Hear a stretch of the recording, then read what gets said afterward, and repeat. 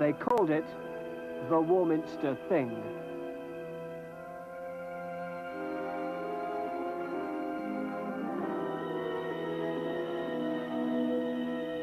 I saw this thing go over, what they call the thing, you know, and it was exactly like a railway carriage, you know, lit up. And it started up overhead there, and I saw it and watched it right out of sight, right over the hills.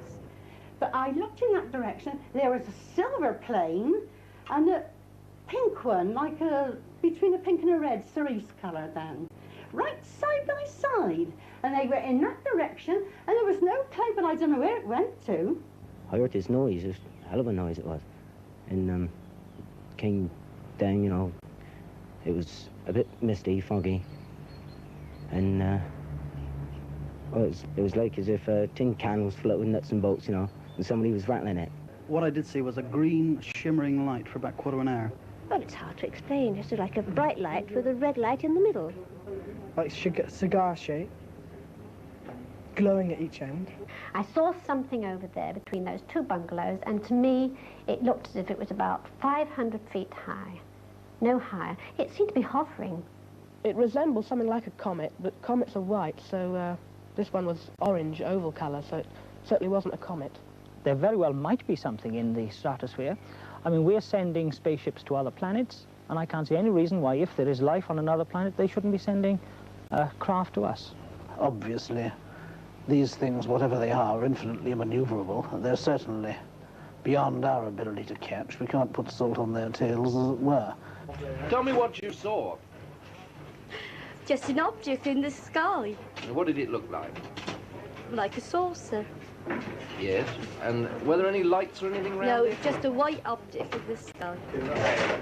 We were busy in here, but we had to come back in. But the three soldiers that were there with us, they also saw it. And they described it more or less like a lampshade. Well, although I've seen it, it hasn't convinced me. I still don't think there's anything in it myself. I think it's just a load of tripe. That's all. Hundreds, perhaps thousands of people were convinced that creatures from outer space had arrived. Excitement grew to fear, so much so that on August the 27th, 1965, the council chairman took the extraordinary step of calling a public meeting. The town hall was besieged, and the Warminster legend had begun. I have never seen anything like it that Friday evening. It was fantastic. The people in the town, the reporters, all the dailies. My phone didn't stop ringing. We had them knocking at the doors. I've never seen anything like it. The only thing I could do, on the Monday morning I went on holiday to get away from it. It started off Christmas Eve 1964, which we published. A very respected member of Warminster, it was the postmaster actually, he reckoned he had strange noises on Christmas Eve, rattling on the roof, no known cause. And really, I suppose that's what started it, and from then it snowballed. Reports multiplied, eerie shapes, ghostly lights in the sky, and more than anything, that awful, terrifying noise. From all over the world, the watchers came, scanning the skies from the hilltops round this Wiltshire market town. In 4 months, 400 sightings had been reported. In the pubs and in the shops, the talk was of little else but the thing. And generations of television reporters were to cut their teeth on the mystery. And this Wiltshire town is back in the news again because yet another attempt is now being made to identify the Warminster Thing. Now, the Warminster Thing, as some people already know, is the term given to mysterious objects which have been seen in the sky around these parts. And this latest investigation, the most comprehensive yet, is being undertaken by an organisation called QUFOSR. Now, that stands for the British Unidentified Flying Object Research Association.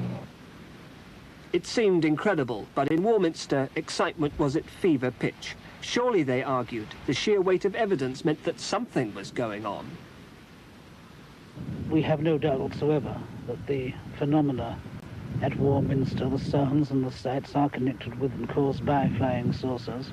And therefore, of course, it is our business, and we are investigating and have been since the phenomena were widely reported. Now, the all-important question, does this thing really exist, or is it just a joke? Well, it exists undoubtedly. We have a very wide range of testimonies from people of all walks of life attesting to that fact. The sights and sounds around here leave no doubt that what we're dealing with is a flying saucer, or it's flying saucers. And of course, the existence of those is, I think, unquestionable. Would you say that we face any danger from these flying saucers? I would say it can't be ruled out. So far, of course, there have been no overt acts of hostility which can definitely be established to be such. There are some disturbing incidents, but of course it's possible that another interpretation ought to be put upon these things. I don't think we need to be afraid to go to bed tonight, but one never knows, of course, in the long run. But, real or imagined, Warminster was in ferment. Indeed it was. Activity was centred on the two great hills outside the town. Reports, seemingly reliable, spoke of whole flocks of pigeons struck dead in mid-flight. Soil samples from key areas turned up the remains of moles and mice, their bodies riddled with tiny holes.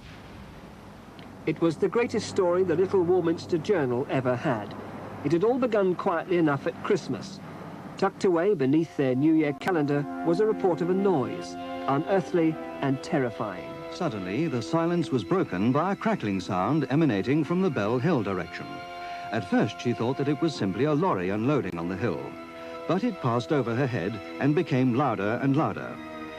Letters began to arrive, more reports followed, but even then the story was almost hidden below the births, marriages and deaths, the farming reports and the adverts. That menacing vibrating noise has been heard again in Warminster.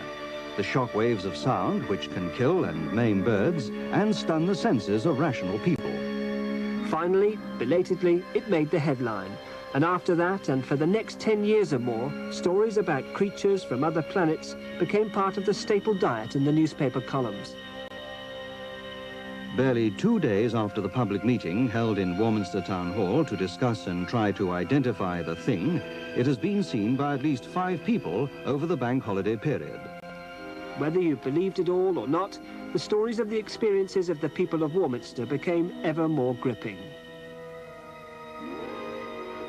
He was shaking in every limb when he staggered indoors. His family were most concerned, but it was some time before he told them of his peculiar experience on that walk through the darkness. He saw nothing. It was a noise that made the strong lad's knees knock. The same weird crackling sound. People were rushing here from all parts of the country who were interested in UFOs. We hadn't heard much about it until then, but we had a number of callers at the office wanting to know what was going on, and they were going up on the plane and spotting at night and staying up there all night. Well, by the time they'd been up there in the dark and looking at the sky, I think they saw a lot more than was really there. Obviously, some people really thought they saw something, but I'm sure that everybody who's been out and looked at the stars, by the time you've stood gazing at them for 10 minutes, they all appear to be moving about.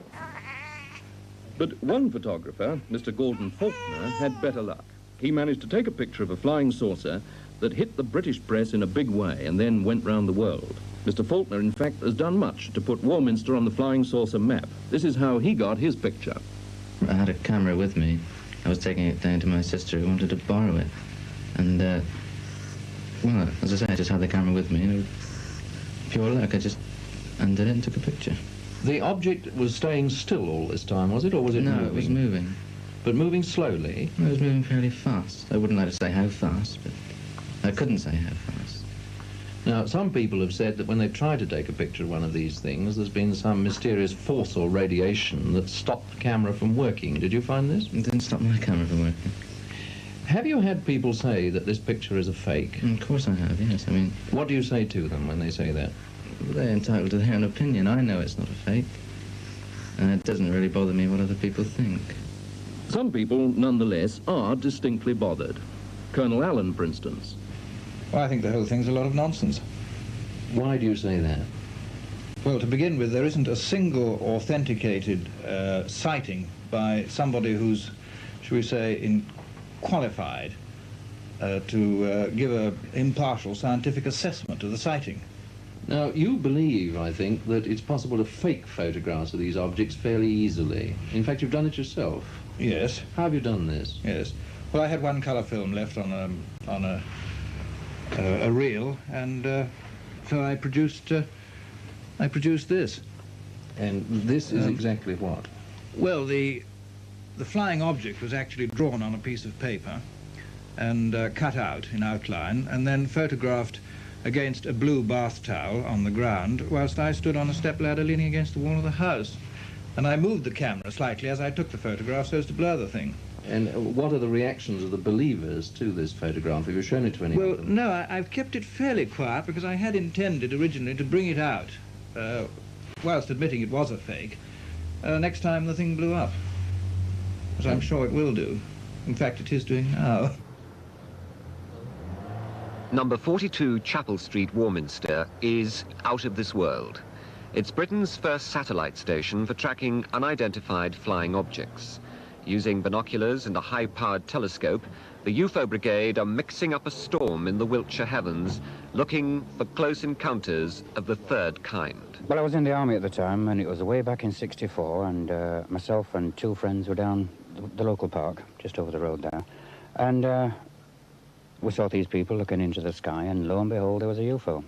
Well, I think it was a UFO. It was a cigar-shaped, you know, the typical grey cigar-shaped, and it hovered for about 20 minutes over the church, and that was over the actual town.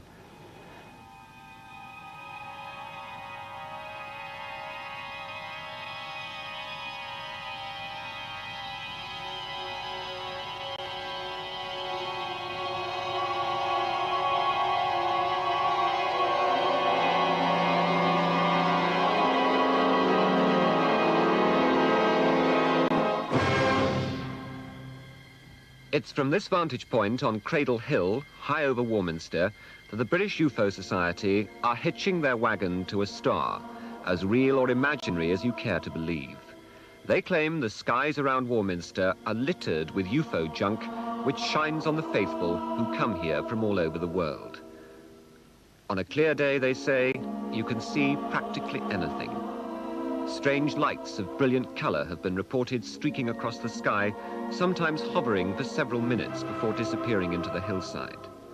More exaggerated claims speak of elf-like visitors coming down from flying saucers and interrupting army manoeuvres at the nearby Royal School of Infantry. But seeing is believing, say the UFO Society, and it's true that more and more people, disillusioned with life on Earth, want to believe in a force outside their understanding. For this reason, the UFO people are offering star weekends with bed and breakfast tossed in between the odd galactic happening. But the town of Warminster, which is preparing for its summer tourist season, thinks UFOs are strictly non-new. Overtures to the local Chamber of Commerce for more hotel accommodation went down with as much conviction as finding a black hole on Salisbury Plain. But undeterred, the UFO Society are fighting on. Inside a cottage they've bought and renovated for £11,000, they're hoping to whet the imagination of Star Trekkers with UFO badges, stickers, notepaper, books and T-shirts. A mass of literature is being gathered to awaken skeptical minds. Photographs of actual sightings are on display, although few of them have been authenticated. It's said that 90% of all reported sightings can be explained by natural phenomena. But what about the other 10%? Sally Pike believes she witnessed the real thing.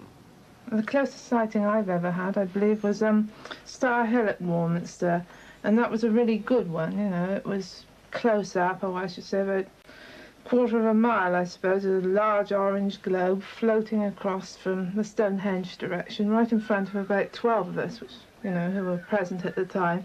It was just twilight. And through binoculars, when you observed this, you could see the traditional dish shape with the sort of orange light flashing on the top, and it followed the contours of the hill at Star and came down, you know, fairly close at hand, and it sort of hovered. It was an actual beautiful shot, you know, like as if it had posed specially for us. And whilst everybody watched it, the light on the top changed from an orange to a white, and it seemed to spin, and it, you know, it's visible there for about, I think it was 2 minutes. The British UFO Society claim that people who come to Warminster in search of terrestrial phenomena feel a form of magnetic attraction which draws them here. That may be as high-flown as Martians eating mashed potato, but it certainly helps newspaper circulations. If Warminster is to become a happy holiday ground for star-struck Earthlings, what's on offer? Ken Rogers, a UFO director, explains. Well, we can put you up for weekends or even weeks' holidays if you want to. There's a shortage of accommodation in the town, hotel-wise, and here people can come and sky watch at night, come in sort of in the early hours of the morning and so on. They can also come and during the daytime and study UFO literature, write, do research and so on. If I didn't see a UFO, would you give me my money back? Oh, we can't guarantee that you'll see a UFO. We can't guarantee that anybody will see anything inexplicable. But there's been so much evidence from just the local townspeople and from people from all over the country and many parts of the world who have come here and seen. And Warminster is the most likely place to come in any part of the country than anywhere else. And so it's up to the entire company of flying saucers, cigar-shaped objects, bright lights and supporting androids to get their little show lit up over the skies of Warminster this summer. The British UFO Society are hoping the force will be with them.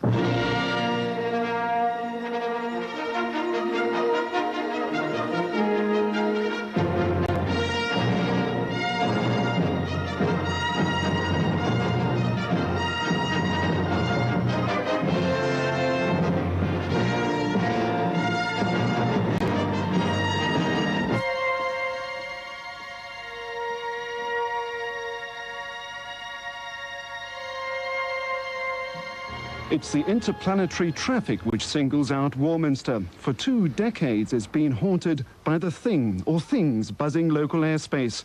This afternoon, it was just rain clouds.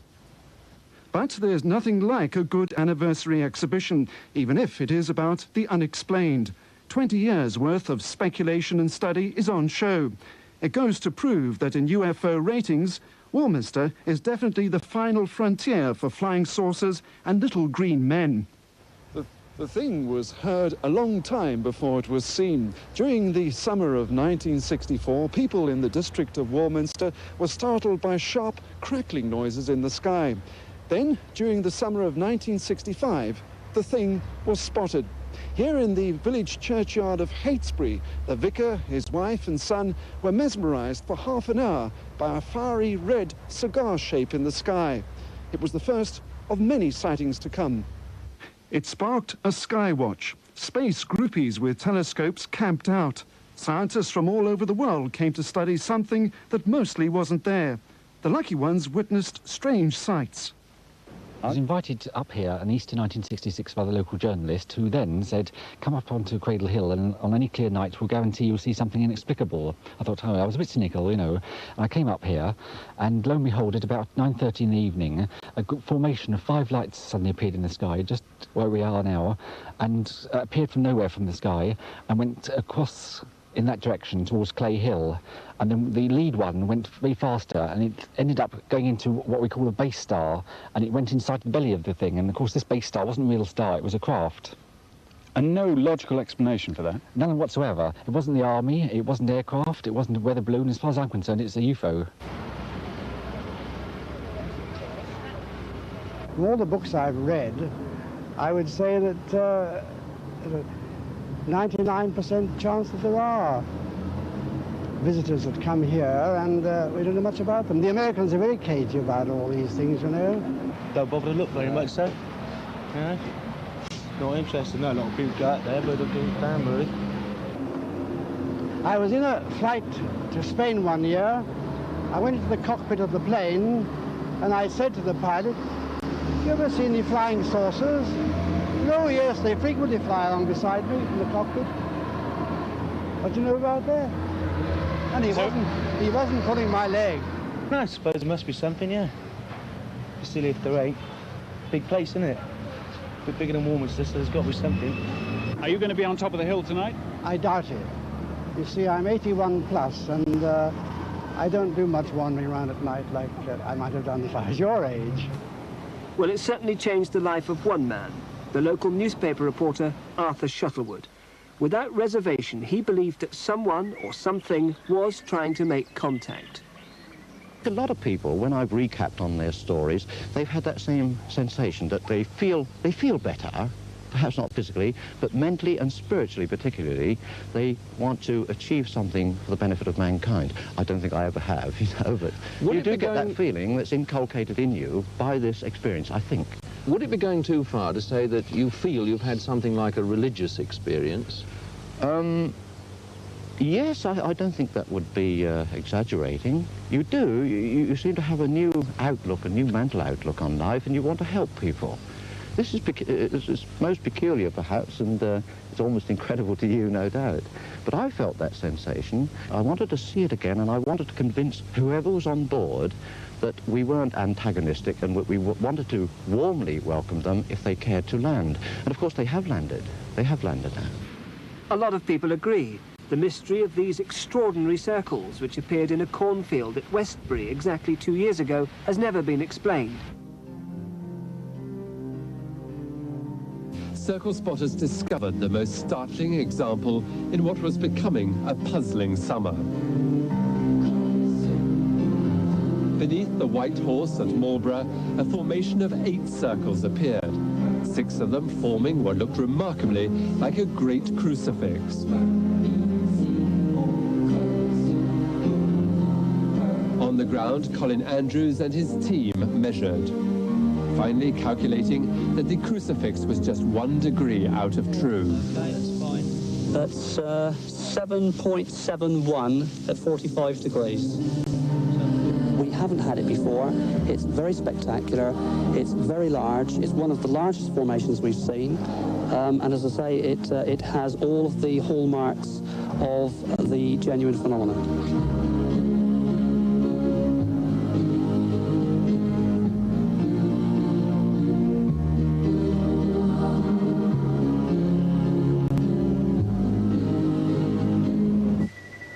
I think we are looking at a new form of energy.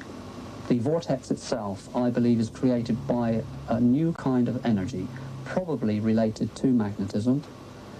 I think the magnetic field of the planet may well be being manipulated in an intelligent fashion. And the evidence is beginning to support the theory that there is an intelligent, a thinking behind this.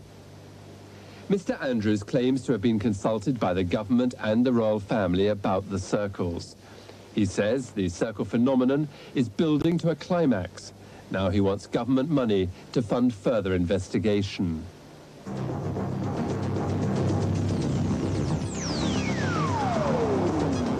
Since man conquered space travel, it seemed less and less fantastic that other beings may have been doing it too.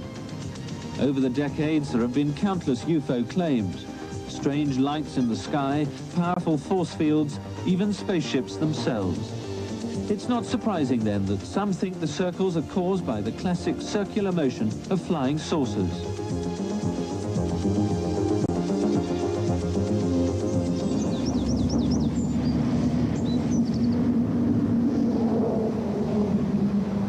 The aliens may have materialized in sleek craft at the speed of light, but it was in his three-wheeler that ufologist Ken Rogers came to Wiltshire last week on his favourite holiday.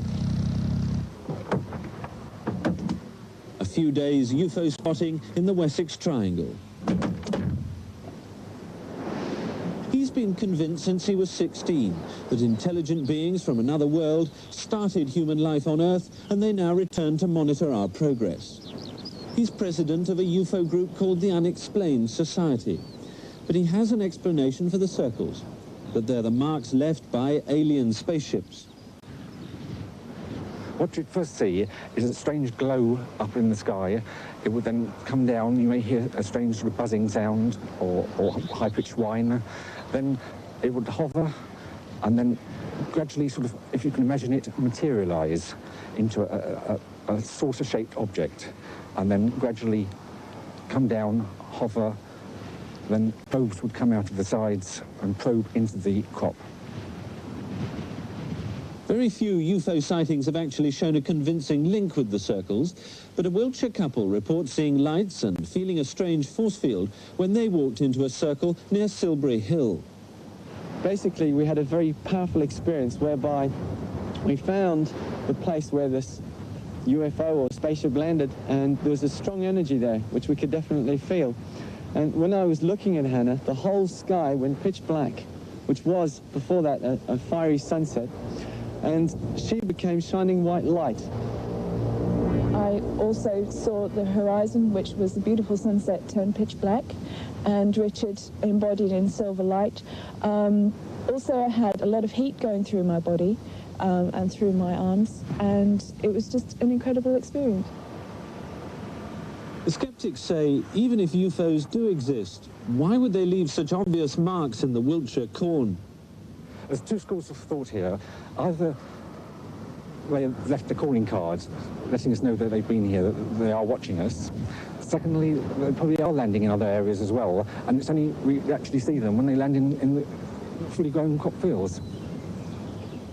Even the UFO believers are divided. Some groups say there isn't any real evidence to link them with the circles. Many of the circles have been found on or near Salisbury Plain, the site of one of the Army's busiest training areas. The Ministry of Defence admits to having damaged crops with vehicles and even helicopter rotor blades in the past. But they point out when they leave their mark, it's not in neat circles.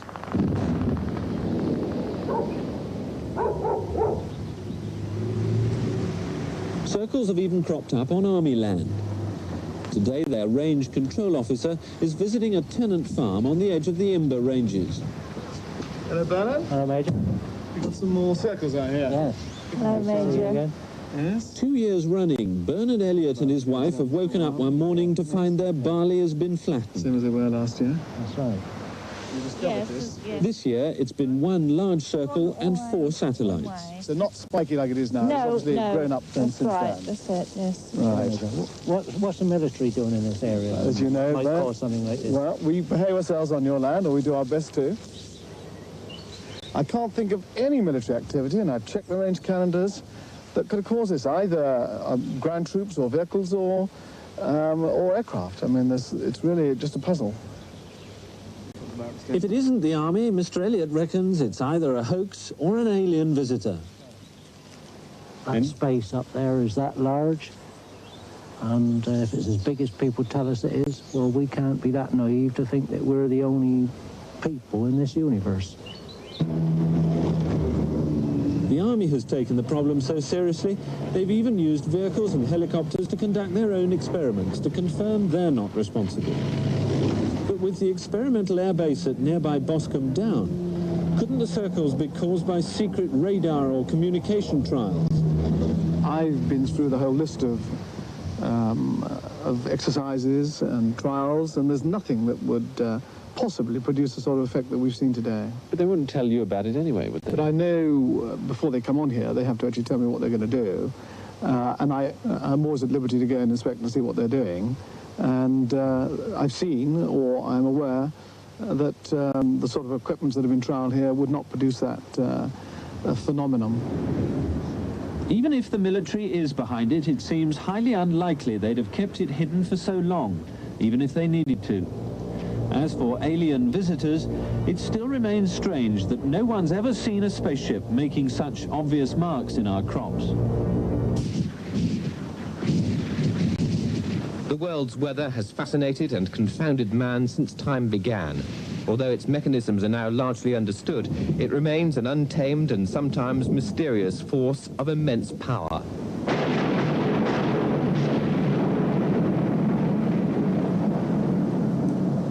Great wind movements like hurricanes can now be observed by satellite and their course predicted.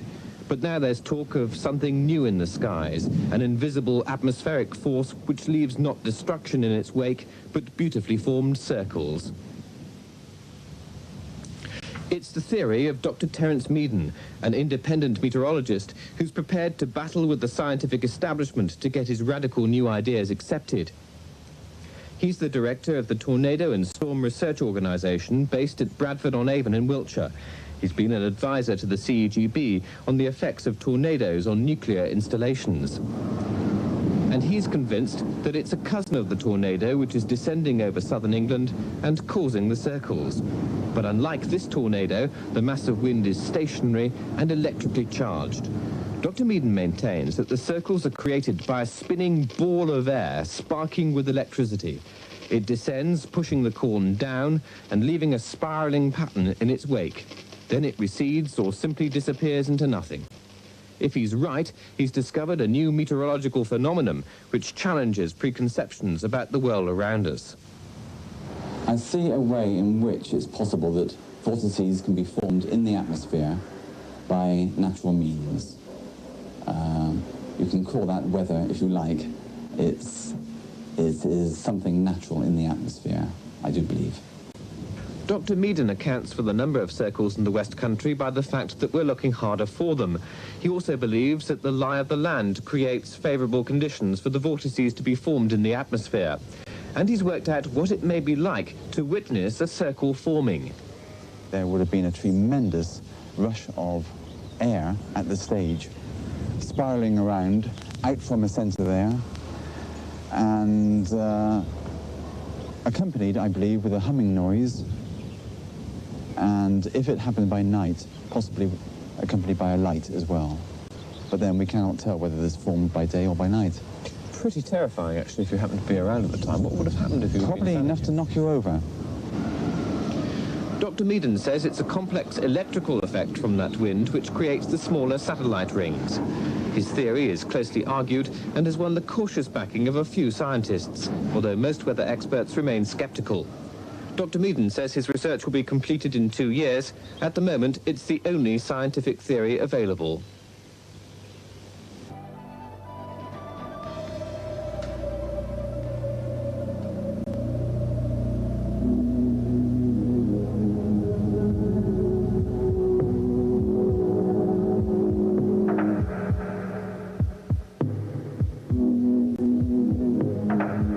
Something very odd's been going on in the south of England. Strange circular shapes have been appearing in the crops, particularly in the area that was once King Arthur's Wessex. Could it be that someone or something is running rings round Arthur? Everywhere you look in this part of England, there are circles, round barrows, tumuli, constant reminders of an age gone by, and the special significance which Salisbury Plain had for the early Britons, and the Druids who built their most sacred temple here in the form of a circle.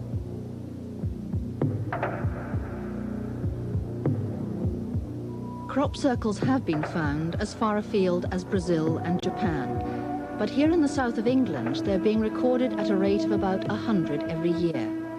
There are those, however, who believe that a different form of airborne transportation is actually responsible for causing the circles. There's a lot of military activity in the area. Middle Wallop is the main base for naval helicopters. A few years ago, Colonel Greville Edgecombe was surprised to find the finger of suspicion being pointed at his pilots. A local farmer or landowner around here rang up and said, "What have you chaps been up to?" And I said, "What?" And he said, "My corn." And I said, "Let's have a look." Trundled over, and there are these extraordinary circles in his corn. And he was doing it light-heartedly, but quite clearly it wasn't our helicopter. Well, why was it quite clearly not your helicopters doing it? Well, when you see these, the corn is laid down in a spiral circle, and the edges all around the circle are absolutely untouched, absolutely sheer. Where the helicopter, the wind from the helicopter blows down and outwards, and the grass or the corn would be dished out in a saucer. The helicopter produces a wind downwards, and that is not going to make an absolute sheer cut. You couldn't possibly do it, because the helicopter would have to, even if it could make it into that spiral, would have to arrive in one spot and disappear again without even moving to get a perfect circle that you end up with. It's absolutely impossible.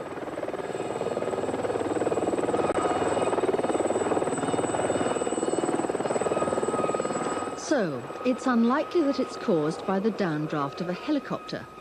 We have a good eyewitness account from Melvin Bell, who lives in Wiltshire, and who, when riding on horseback one evening, saw such a circle being formed. This was near Bratton, and he said that the spiral circle was laid out as he watched it, and that in addition he could see dust and debris spiraling upwards around the edges.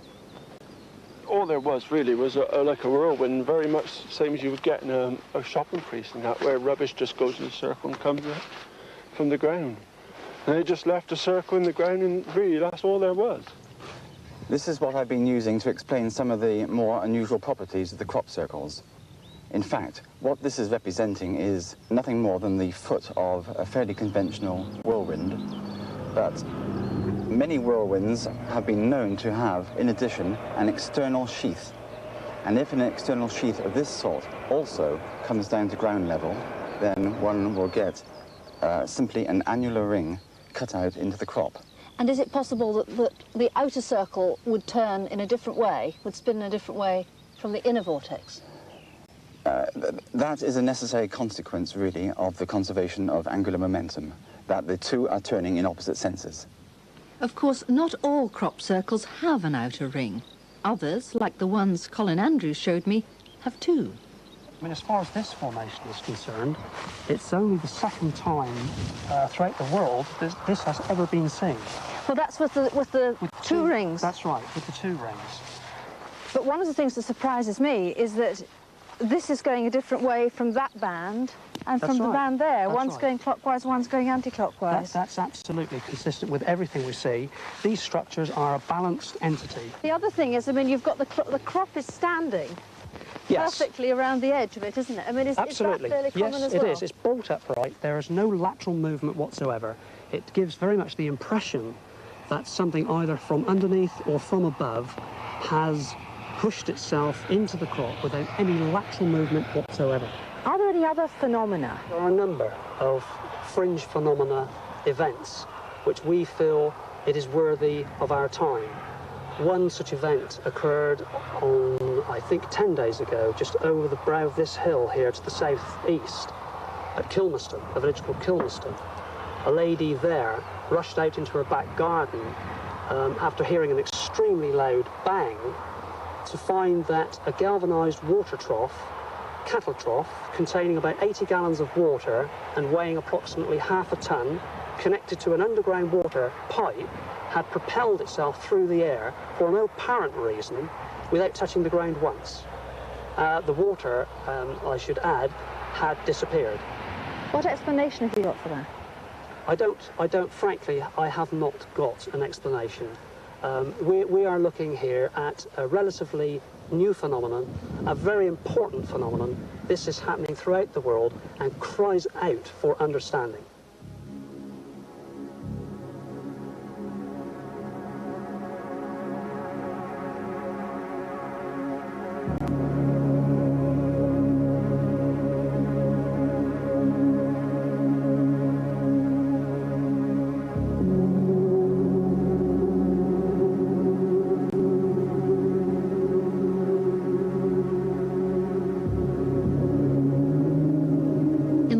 Light of dawn, a scientific explanation might seem the most plausible.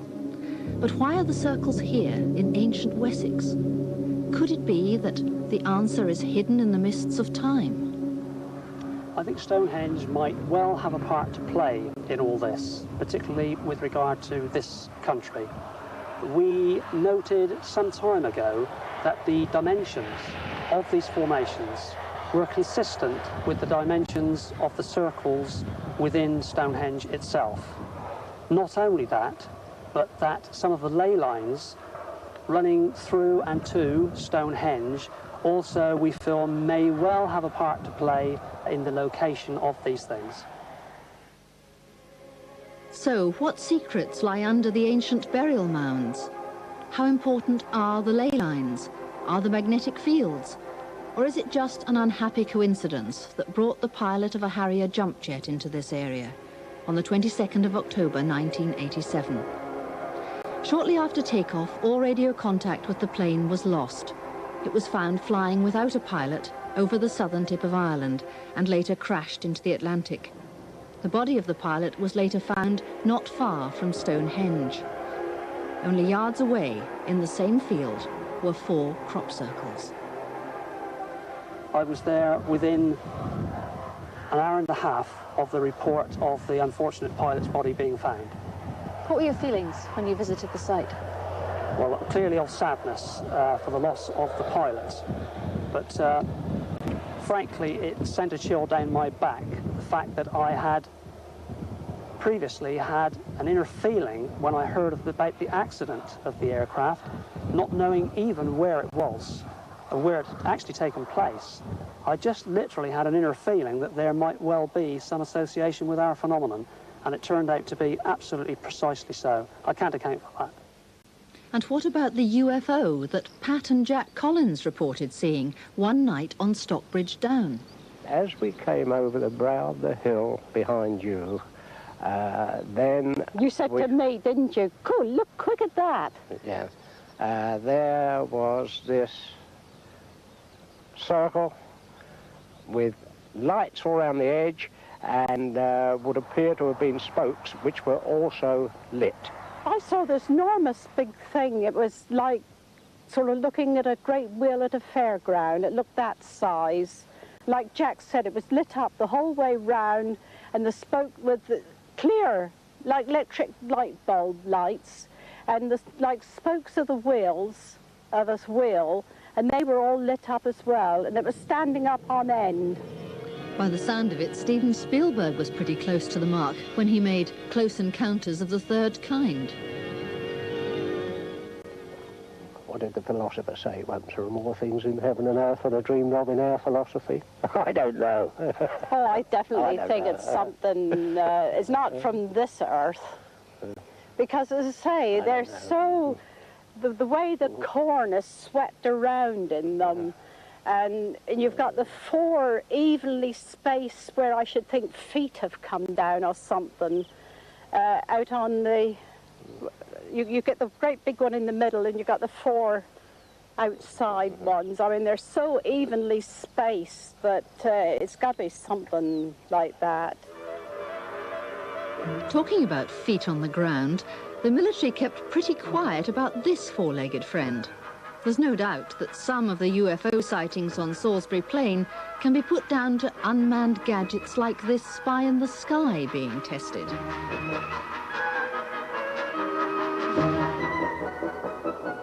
Astronomer and country parson, the Reverend Inge, had until recently a parish near Salisbury Plain. Mr. Inge told us how he deals with people who believe these things come from outer space. 2 ladies wrote to me from an address in Bristol, and they said they were walking on a hill, a high hill outside Warminster, and suddenly, without any warning from a wood nearby, 2 of the strangest little flying machines they'd ever seen suddenly shot up into the air with a terrific noise, and flames and smoke, and they disappeared right up. Away they went over the horizon. And they were so astonished that they thought they must be seeing things. They didn't like to mention it. And they did take the trouble to sit down and write about this. And in that connection, I want to say what they saw, I'm sure, is what has already been shown on film at the BBC, a film that came from the United States, of these one-man helicopters that are jet-propelled as well. You have the rotor over your head, and the man has it strapped on his back. And I met another man later on, as I say just now, he actually saw one of these come down alongside his car, and he stopped, and he saw the man pull out a map, consult the map, see where he was, fold it up again, put it in his pocket, crash helmet and everything, and press the button, and away he went up in a sheet of flame. Now that would frighten the life out of anybody if they didn't know what it was, and the stories about men coming from outer space would be almost justified in that case if you didn't know what it was. So there is nothing to worry about. After all, none of these things has killed anybody yet, or as far as I know, injured them, except perhaps the brave people that are taking part in them, and then you don't hear very much about that. But would you go so far as to encourage ordinary people to think these did come from outer space, so that the services could carry on with their experimenting behind this sort of smoke screen? Would you go that far? No, not a bit. I wouldn't. That would be deception, wouldn't it? I would simply say, look, you've seen something that perhaps you weren't supposed to see. I can assure you that there's no danger from it, and if you see it again, just remember that it's really in your own interest and in the interest of this country that these things are happening, and just go to sleep on it and don't worry about it. So I'm personally, my message to the people of Warminster is, don't forget that you live on the edge, the perimeter of an experimental area where brave men are doing experiments in connection with all three of the forces. You're the editor of the local newsletter about UFOs. What? A lot of people do say it's the army around here that are causing the Warminster Thing, but we've traced back through history that cases occurring before the army came here, and also we've got cases on record of army personnel out on manoeuvres actually seeing things themselves that they can't explain. What about the answer lying in the soil? Have they examined that theory equally closely? We asked Mike Hodgson from the Soil Survey and Land Research Centre to come along to Francis Shepherd's farm in Wiltshire, where circles appear regularly, to see what he could dig up. I must say that there are many features in the landscape which are well known to archaeologists and soil scientists, which are based on crop marks, which are based on soil. And these are often archaeological, round barrows, things of this kind, but they're all related to either differences in soil nutrition or in soil depth. Soil depth, of course, affects the water supply to the growing plant during the summer season. There's still a possibility of something like that here, but my instinct is that perhaps there isn't. Chemical causes have been dismissed because the circles are so geometric, but fungal infections can cause fairy rings in grass. As a true scientist, Mike Hodgson took several samples before passing an opinion. Now what I'm looking for is a bit of reaction to this acid. It's going ever so slightly.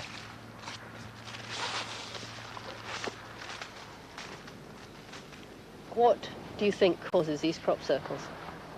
This particular crop circle, I remain agnostic. Certainly not little green men.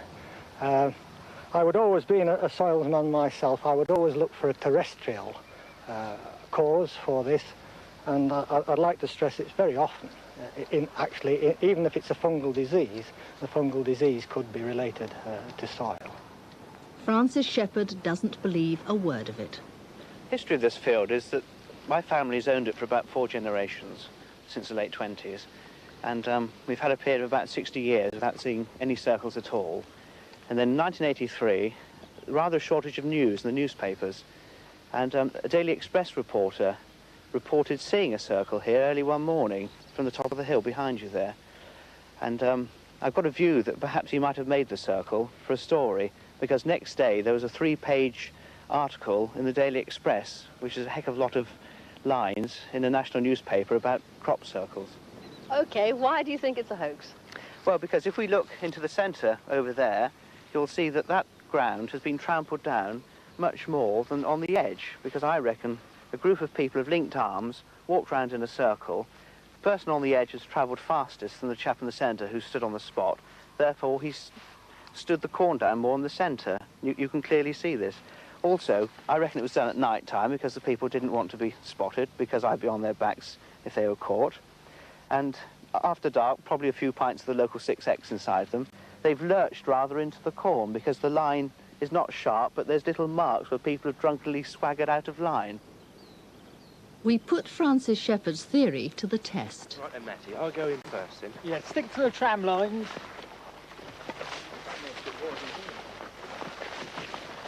We enlisted the help of a young farmer's tug-of-war team. Would it be possible, we wondered, to create a crop circle without leaving any trace of human involvement? They looked surprisingly practiced as they made their way down the track left by the sprayers to the spot that we'd chosen. They were armed with nothing more than a stick and a bit of old rope.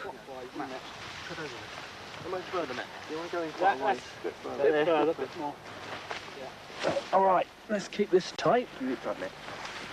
Ready? Yep. Tight, Matt. Keep it tight. Go on, Andy. 400, this isn't bad. Might as well go around the road. Fill in behind me, fill in. Fill in first. You like the footwork? Just fill it round. I'm doing about 3 times the width of Phil. And he's got size 11s on as well. I've heard this actually, Peter.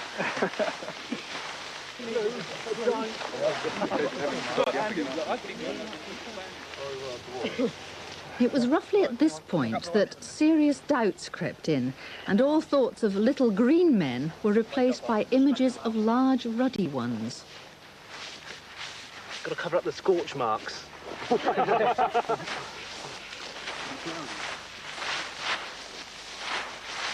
you see the paper tomorrow? Another one. Needs a few final touches done to it, sort of the manicure of the circle. Yes. What are you going to do to manicure it then? Well, we sort of comb it, spread the wheat out on the ground, even it up, make it look as though a spaceship's You do look as though you've done it before. Well, yeah, that I've no comment. Rent a circle. Yeah. Seriously, have you done it before? Well, that would be telling. Yeah. Trade secrets. Yes, I wouldn't like to say. I think there'll be many farmers in Hampshire that might be knocking on our door. Messrs. Taylor and Andrews, however, took it all in their stride and went about examining the hoax circle just as meticulously as they do the real thing.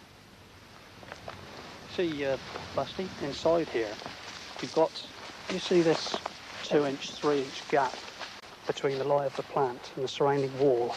This gap here, this is something we would never find, because of course this is a concentric flow as opposed to the genuine phenomena. It's in fact, in many respects, it's too perfect.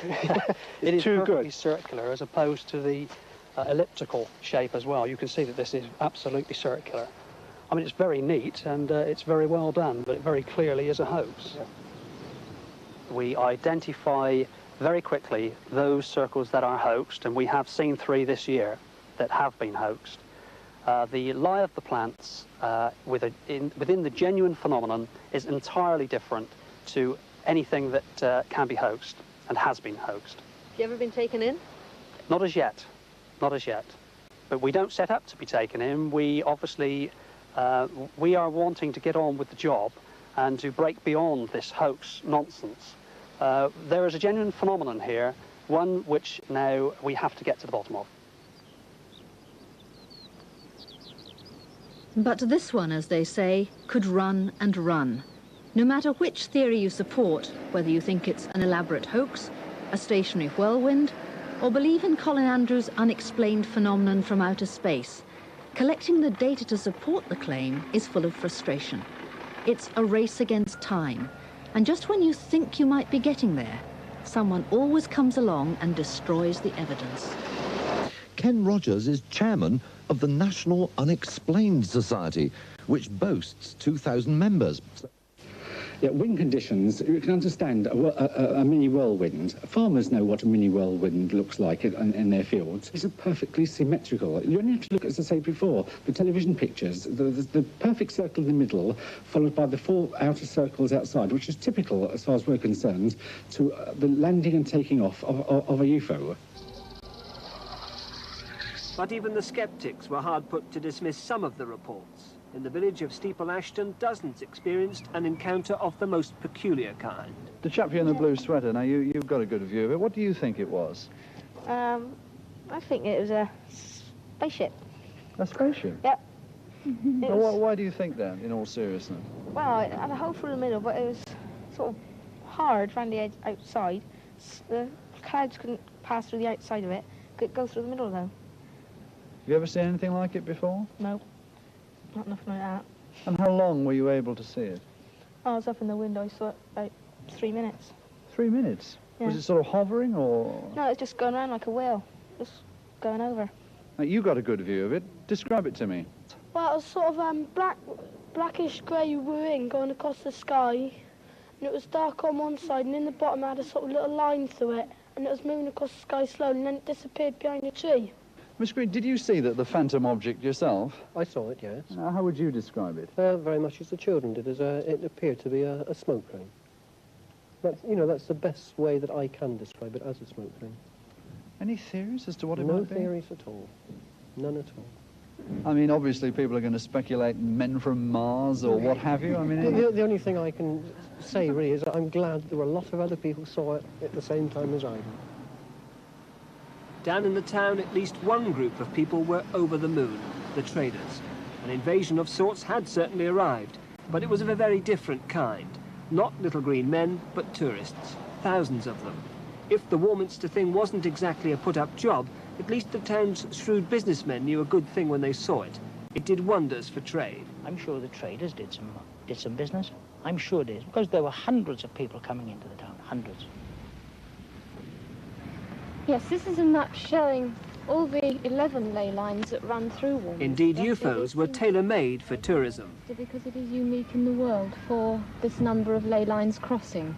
This is the original photograph that a gentleman actually sent us 3 weeks ago to see the crossing.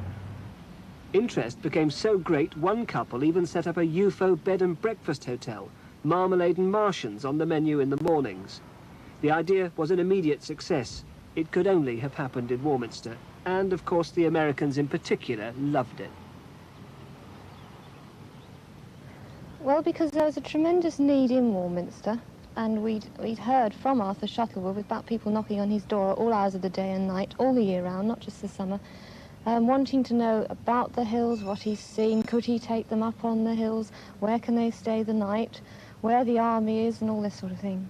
But why do you believe so strongly that there are UFOs from another planet? I've seen quite a few of them, some of them very close up. Such as? In North Wales, I've seen what I thought was a mothership about the size of a jumbo jet without wings, about as close as 300 yards, coming up a valley completely soundlessly, very large, very silvery and beautiful, and it stopped and did a complete right turn into the side of the mountain. And how close was this? This was about 300 feet above a lake and about 300 yards away, and it was midday with no clouds or anything. There's got to be other life than this tiny little planet. And we saw, when we came on holiday to Warminster, we saw one zigzagging over the top of us. It had a sort of bow wave in front of it, and that was convincing enough. The little market town stayed in the limelight for more than a decade. It somehow became accepted as a place where the unusual was pretty usual. The very name developed a ring which in itself became evocative: Warminster.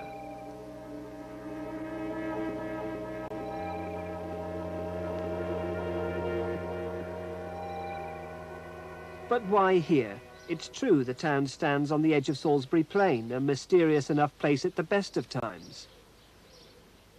Shuttleworth had his own theory. Well, we've often pondered why, but it could be that it lies on the direct aerial route between Glastonbury, a place of mystery as you know, to our west, and Stonehenge to our east. On that direct aerial line is where the majority of UFOs travel. It's amazing, the number of books have been published on it.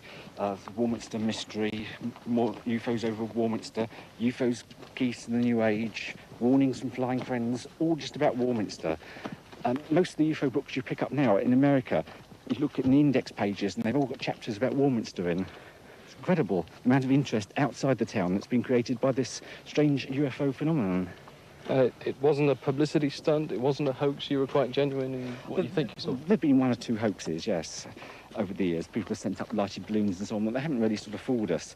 And you can look back in history. In the 1920s, the local head postmaster collected folklore and legends of the area and strange stories about ghosts and poltergeists and so on, because they didn't know about UFOs then, because they're a modern technology thing. UFOs probably are the ghosts of modern technology.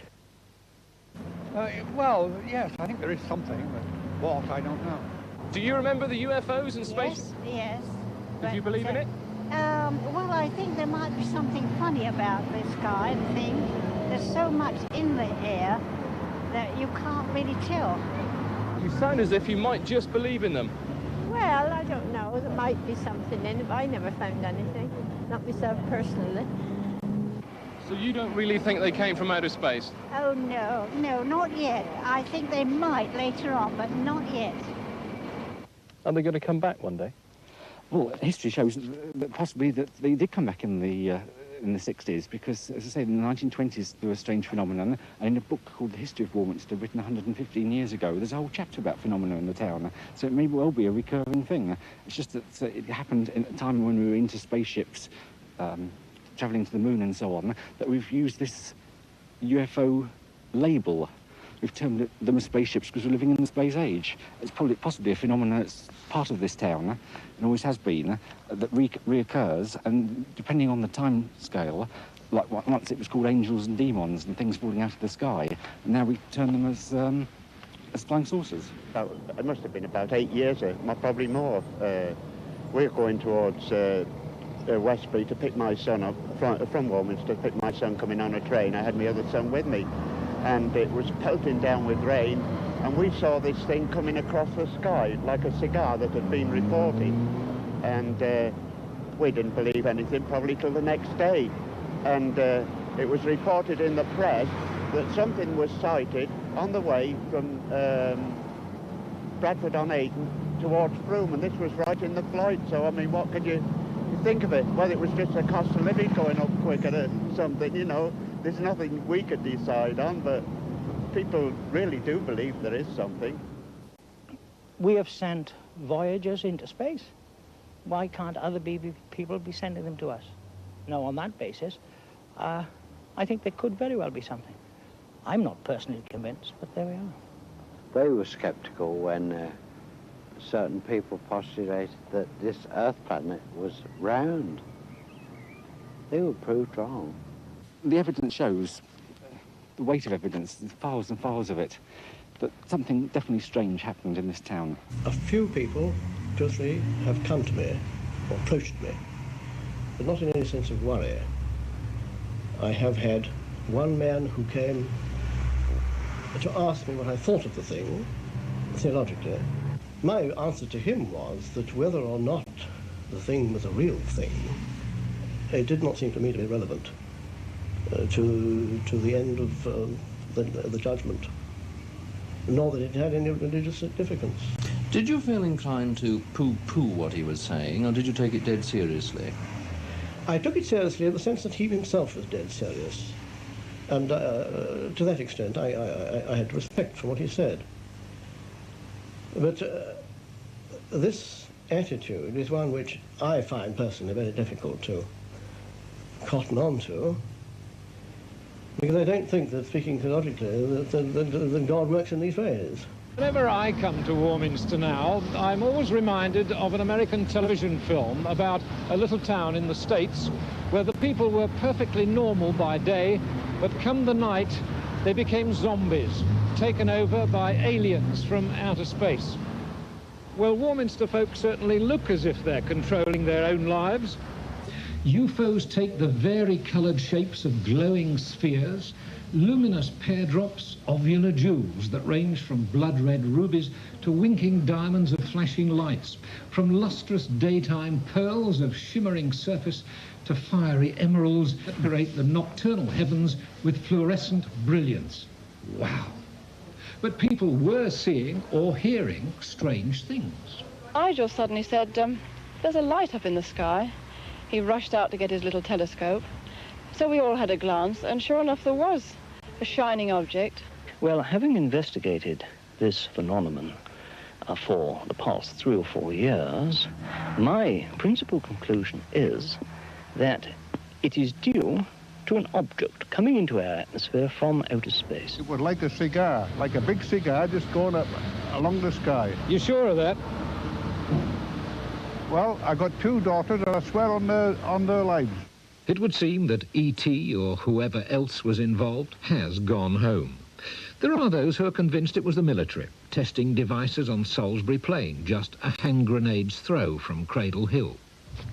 This is how one writer described the UFOs. Seen through a telescope at night, a hovering spacecraft is a glorious firefly of radiating colour changes, pulsating from centre to outward edges in a continuous stream of patterns, white, amber, green and red. Well, cynics like me might say just like the flashing lights of a military helicopter. Ah, well, all part of Warminster's history. Or is it?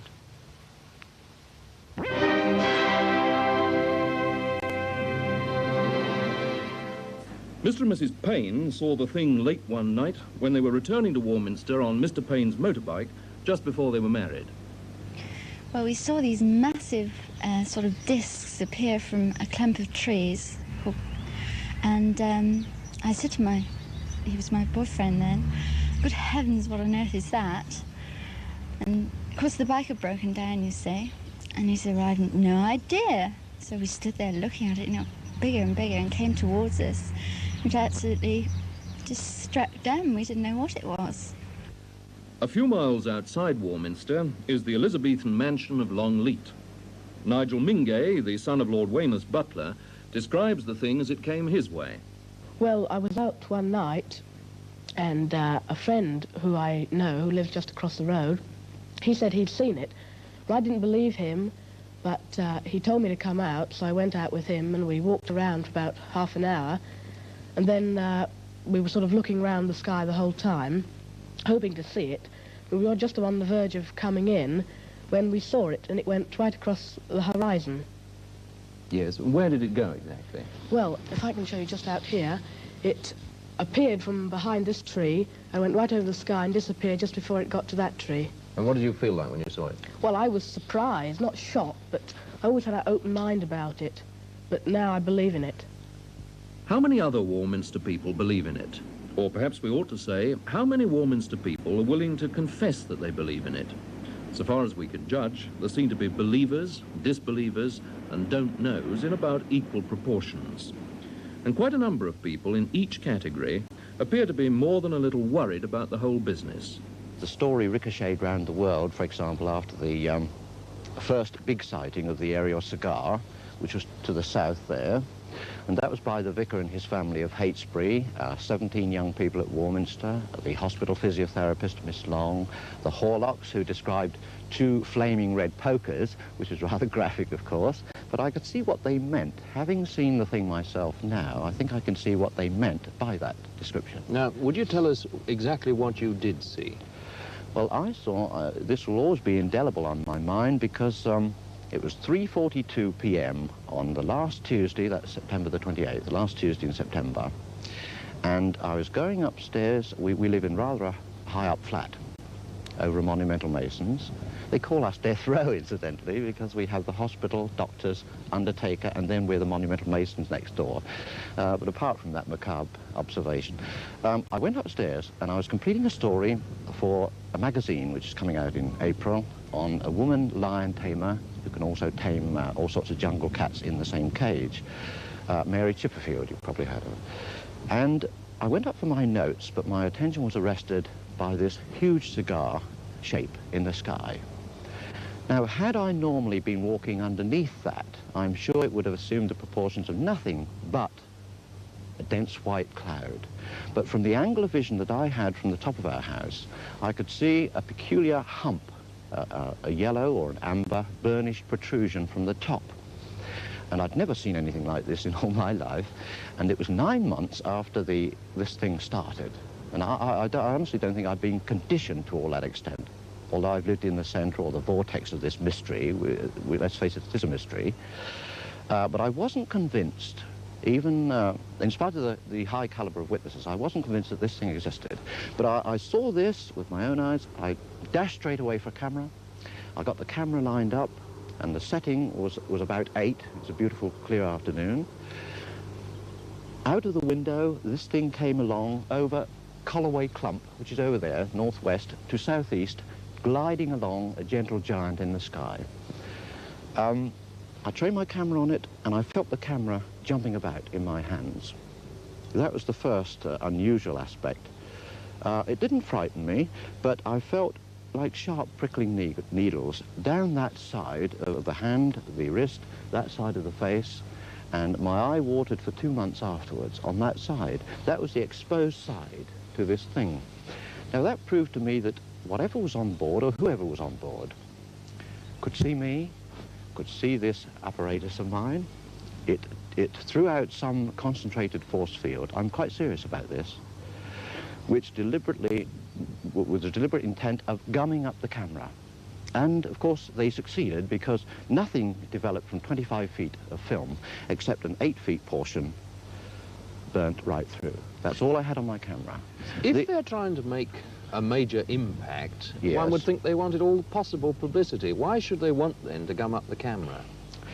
Well, I think the reason that struck me at the time, my wristwatch incidentally stopped. I didn't notice that until afterwards. I don't think that they're so worried perhaps about photography, but if they're thousands of years advanced, over us, and they've learned perhaps thousands of years ago to outlaw war, and you notice that the heaviest sightings of these people on this Earth are just preceding a world war or some nuclear experimentation, some danger threshold, shall we say. If that's the case, and they saw the camera there, what's to prevent them being at no more than half a mile up at that time, I'm sure, thinking automatically, here's one of those crazy Earthmen and he's got a gun on us. I think that it's a fear that they have, that I might have opened up on them, with a machine gun. For all they knew, I think that that's why they gummed up. There's no shortage of people who've seen peculiar sights and heard peculiar sounds. Mrs. Head's got the most vivid recollections. I was woke up really out of me what sleep I had by this noise. First of all, it was like hail. And then it got nearer onto the roof, and it was like a lot of cats scratching, or like an aerial scratching about, up there. And then I thought to myself, well, what on earth is that? I lay in bed for quite a while, and I got quite hot. I got panicky, So I did venture, and I paid to bed. And I looked out of the window, and there wasn't a drop of rain. It was all dry. Everything was as dry as a bone.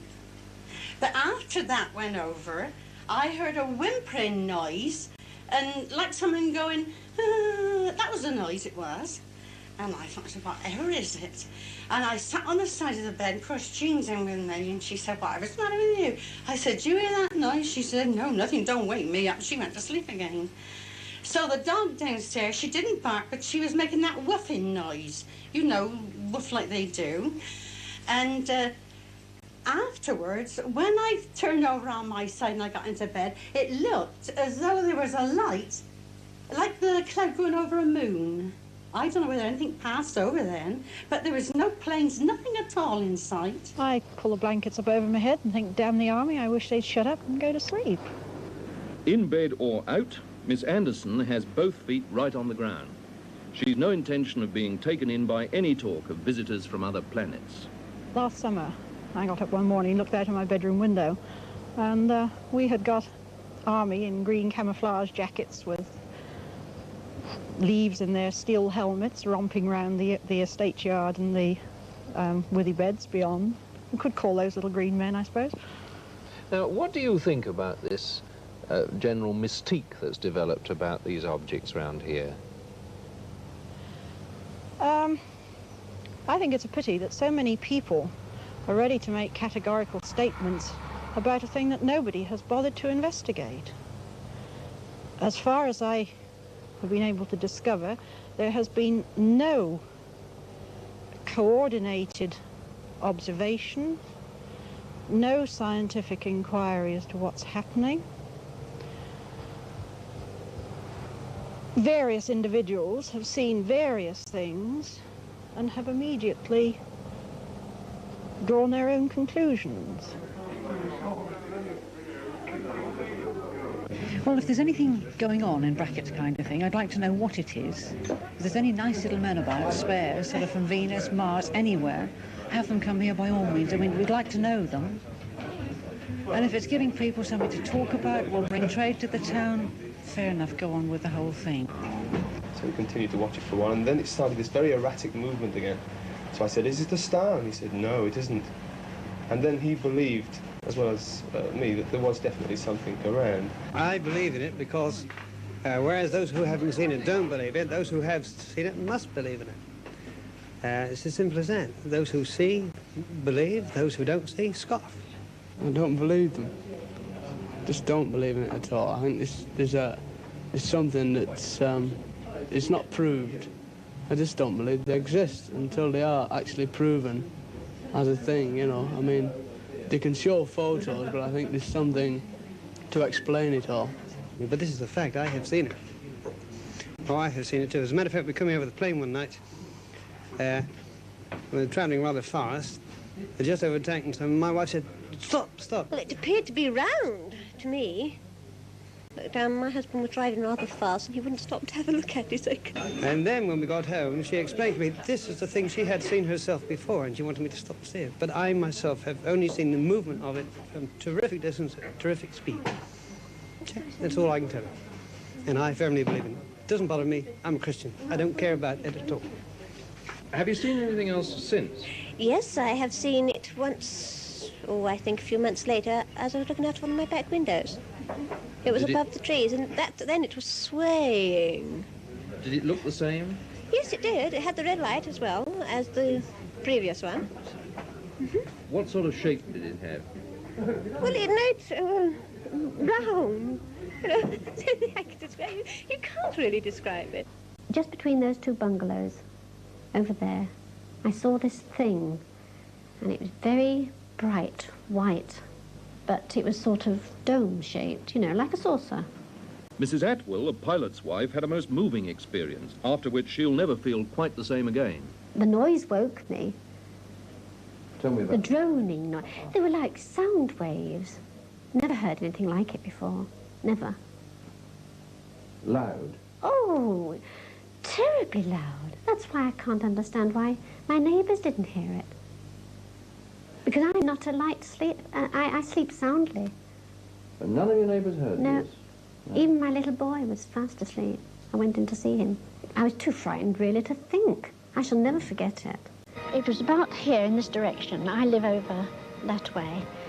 And it'd be about 500 feet high, I should think. Very bright and very white. And obviously metallic. I didn't see any lights on it. But it was the noise which frightened me. It was a terrible, high-pitched droning sound. I just don't know how to describe it, because I've never heard anything quite like it before. John, what sort of things have you seen in the past? Well, since I've been here, it's 1969, I've seen a lot of things from this area here, Cradle Hill. Mainly orange pulsating objects. A couple of years ago when the spasm started, I've seen things coming over here from the north here and from the east here. Quite good objects, very low, pulsating orange globes of light. Definitely not aircraft. Apart from these objects and the white pulsators, which are quite numerous here, I have seen a landing at Star Hill, which consisted of 3 revolving lights coming down. Yes, on August the 27th, 1969, I saw 2 points of light in South Wales coming this direction. I'm not wholly convinced that they were UFOs, they were merely points of light, but they zigzagged and they did appear, from maps, they appeared to be coming towards Warminster. Other people saw rather spectacular things on this hill that night. They saw 2 objects. They sought them here. They sought them over there. They sought the things over there. They sought them everywhere around here. Some of them thought they even saw them, but others had rather different views. It's the beer around here.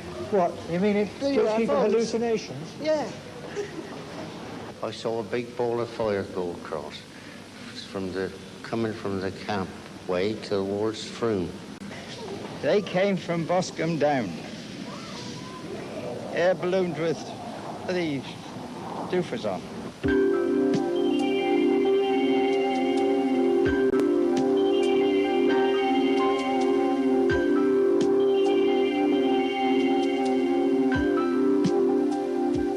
A public meeting chaired by the then council leader, Emlyn Rees. Pandemonium. There were hundreds of people there. It was scheduled to start at 7:30. I had a message about 5:45 saying I ought to do something about it and get down to the town hall because people couldn't get in. And I had great difficulty myself at about 7:15 to get into the meeting. was going in very well, in full swing, and the post office brought in this telegram. Investigations completed. Invasion fears unjustified. Carry on, Emlyn. Signed, Doctor Who. Of course, this was quite a relief at that time, and of course everybody burst into fits of laughter. I had an innumerable amount of letters. A lot from the United Kingdom, but a vast number from America, and quite sensible letters. And I replied to them all, and I've had quite a lot of correspondence in the intermediate years. I've had nothing in the last 5 or 6. It's died its natural death. Warminster Society did spawn the British UFO Society, tenaciously scanning the heavens today. Back in town, traffic still flows, earthly mortals still shop, but the cash registers do miss those heydays. I keep an open mind. Why Warminster? Your guess is as good as mine, but let's have another one soon. So, whether some people saw the thing or not, the traders of Warminster would certainly like it back soon. Please, before the army shoot it down.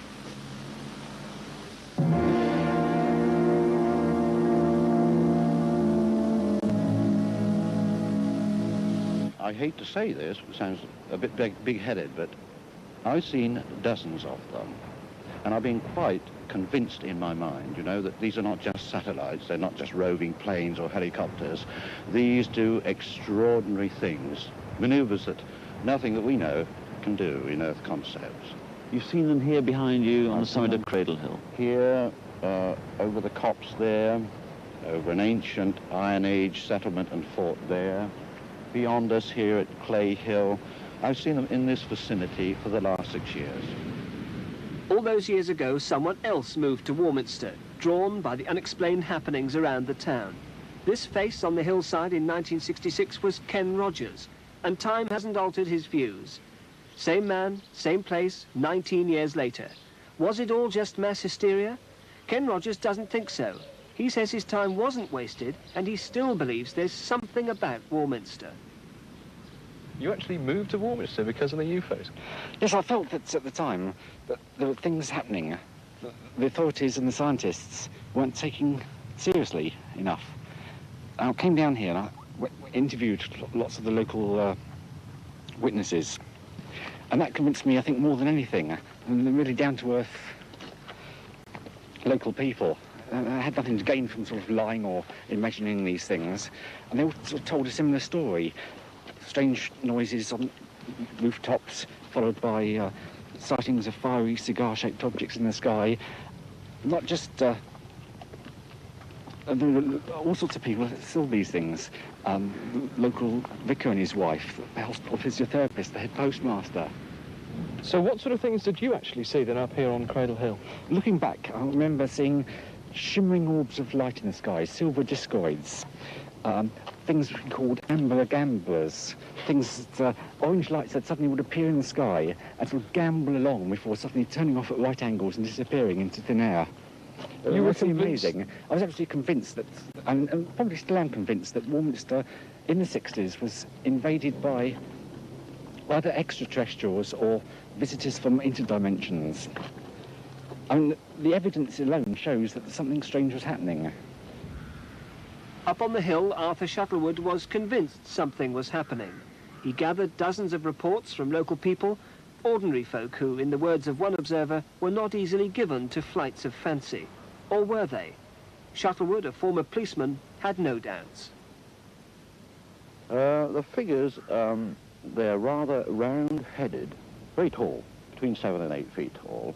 They appear to have no neck, as the joint straight down onto the shoulders.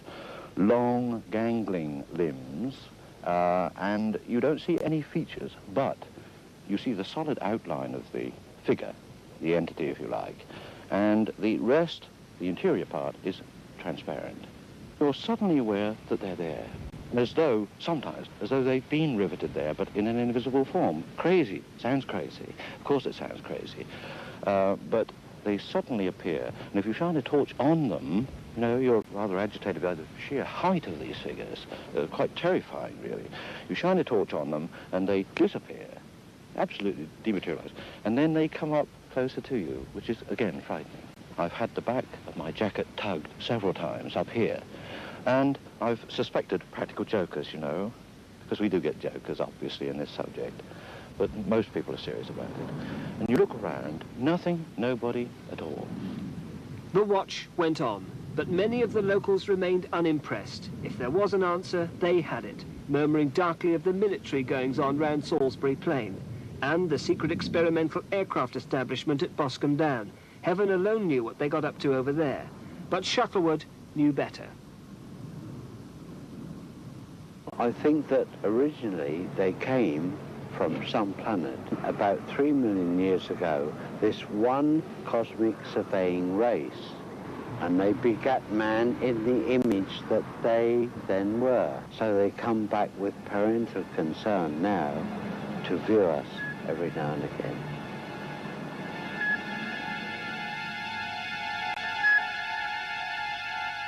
But not everyone felt comfortable with Warminster's new reputation.